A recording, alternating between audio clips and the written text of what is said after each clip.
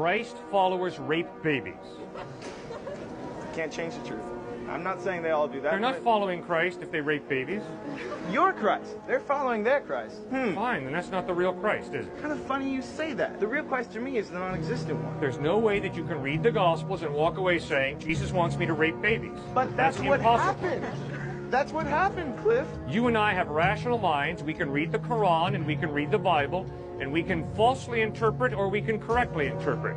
And if I read the Quran and walk away saying, oh, Muhammad and I agree, Jesus is God, I'm intellectually dishonest. Why? Because repeatedly in the Quran, Muhammad writes, Jesus is not God. Now, if I'm going to twist his words and say, oh no, Muhammad believed that Jesus was God, that is called intellectual dishonesty. If they actually raped the babies and they interpreted the Bible, there is nothing to suggest, according to the Christian faith, that it's immoral. And in that sense, it fails as a moral code. You know something? Here's how I interpret what you've been saying for the past 15 minutes.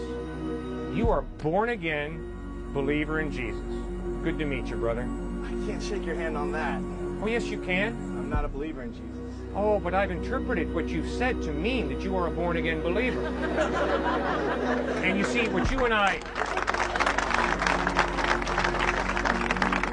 You see, sir, the reason why what you are saying is so scary is because you are trashing human reason and human language.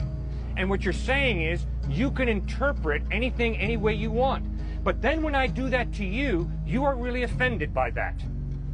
You feel like I'm playing a game with you. No, sir, I'm not playing a game with you. I'm taking what you say seriously. That you can interpret anything any way you want. Fine. I interpret what you've said to mean you put your faith in Christ, you love Jesus, you believe God. That's the way I interpret what you say. What is a follower of Christ?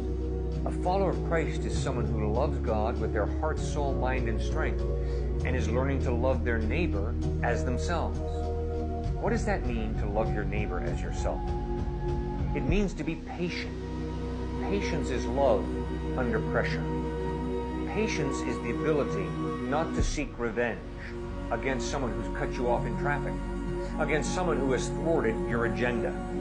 Patience is refusing to snap. Patience is the solution to an angry tongue. For when I am patient, I learn to wait. I learn to be quiet before I respond. Only the humble can wait graciously. When we wait, we're acknowledging I'm not in control. And although you just cut in front of me, I'm not going to explode.